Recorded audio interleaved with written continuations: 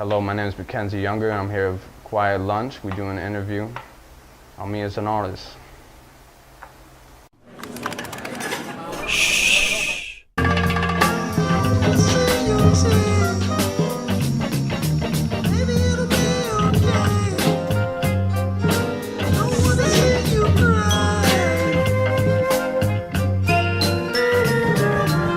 I grew up with artists as parents, so art was something that was like just anything. It was like walking. So as I became more mature, and this drawing was part of that, and it's always my main way of expressing. I also was learning disabled, so art was my main outlet of communicating and for people to respect who I was as an individual, and it's just been my pathway for my life till now and into the future. As a child, I always loved nature. Of course, cartoons, the things that were inspiring me. My work always was focused about nature, dinosaurs. And as I grew up, my imagination was replaced more with my surroundings and my reality, which was the city. And my art was more about social stuff and living in the city and growing up in my neighborhood and getting, some stuff like getting into graffiti and just doing landscape paintings and stuff like that. I kind of became a product of my environment and like expressing that urban identity.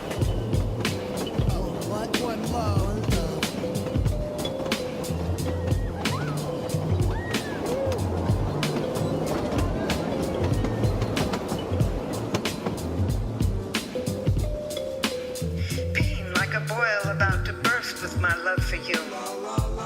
I like to think of my life in like 11-year intervals, I think. So like when I was 0 to 11 and then like 11 to 21, and then so like being a child and then being a teenager and then being a young adult. And I think, like I said before, as a child, my real influences were nature. And then come 2001, a good like thing to chop that off was 9/11. And I lived kind of close to World Trade Centers, and then in that period from like 11 to 21, it was about where I was from, the city, people, my own identity, coming of age, all that type of stuff. It was more inward. The Brooklyn Bridge is my mountain range. It is I forget, what's the Sioux mountain that they carved the presidents into. But it's essentially like my holy mountain in a city that nothing's sacred. And because everything always changes, the Brooklyn Bridge always stays the same.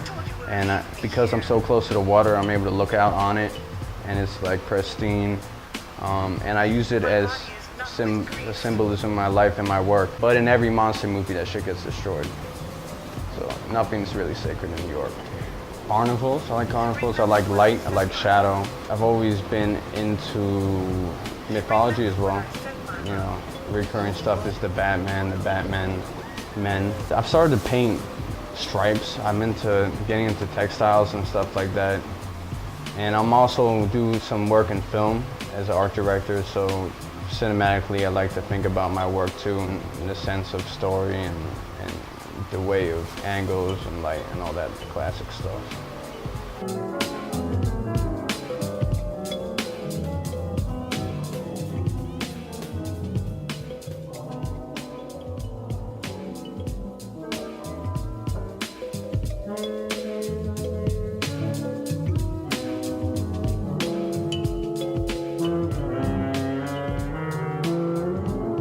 I went to school, Rowan School of Design, for being a painter. The painting department gave me the most freedom to do what I want, but I always was drawn to cinema, so I took a lot of classes with film, like 16mm and all that. And so I kind of translated what I was doing with painting into the way I was shooting. And then film opened me up to productions, the idea of the practice of working with people and getting people to come together to make something that's bigger than you, And so that got me into events, and that got me into like thinking about identity, which is mind sex, which is really a collaborative entity that works with people. Mind sex really started as an experiment, which was a painting project, and I was doing carnival paintings like Coney Island and stuff, and I was like, step on up to see like the bearded lady, step on up to see like I don't know, like whatever, stepping up to see mind sex. And it's like, okay, and this is gonna be a good sign.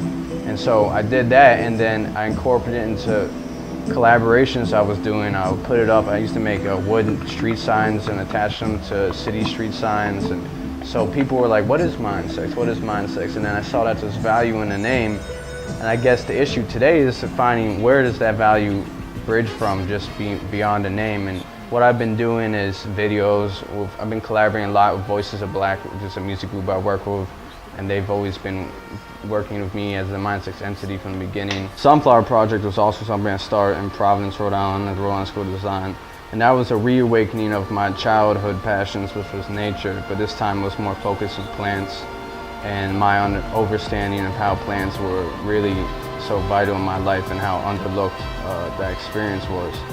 And it also was rooted in my experience growing up in the city and doing graffiti. I wanted to do something else in the streets for the public to see, but using something like the sunflower as a statement, because it catches people's eyes, it's provocative, but it still has to do with the struggle of you know, trying to grow and flower in a place that's not really kind to its existence, or things like the urban setting where everything's concrete, you know.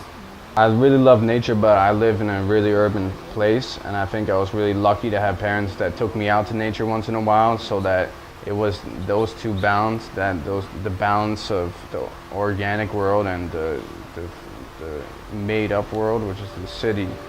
And for me, it's always been just something to inspire too, you know, working with nature, thinking about nature, and seeing the world for what it is and its diversity, you know.